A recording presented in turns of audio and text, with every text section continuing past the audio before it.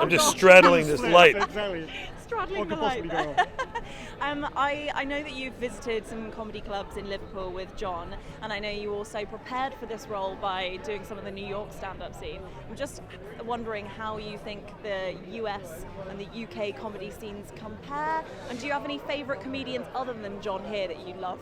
Well, I actually didn't go to any comedy clubs in Liverpool with John. Yeah. Where have I got that from? I don't know. I think you made it up. Damn.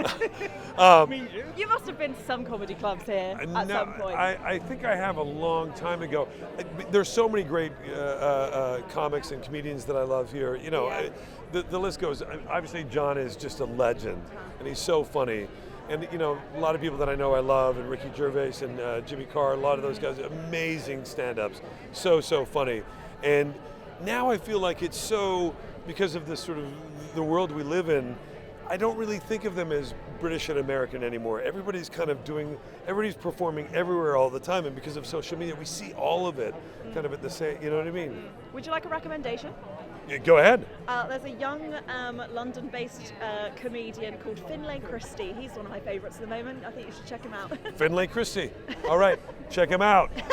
Let's go to a clip. I don't know how this works. This is such a fabulous grown-up love story, or re-falling in love story, because originally, you know, the love stories were kind of like, you fall in love, you get married, and then it all works out. But this is such a well-written story for grown-ups. How did you kind of connect with that, and also how was it having Laura Dern, playing alongside? Well, I mean, you know, you write what you know, and so we're at a place in our life where this story isn't that far of a stretch in terms of this point in these people's lives. Do you know what I mean? And I think that, you know, we wanted these characters and we wanted this story to feel really authentic and be a genuine reflection of what it's like to go through this kind of thing. And so that for us was always the most important thing, that it felt truthful and real. And of course, you know, bringing someone like Laura Dern's the best of the best. And when she agreed to do it, everything elevated everything we were trying to do. Not just her performance, but what she brings and all her thoughts and ideas on her character of Tass. So we got really lucky.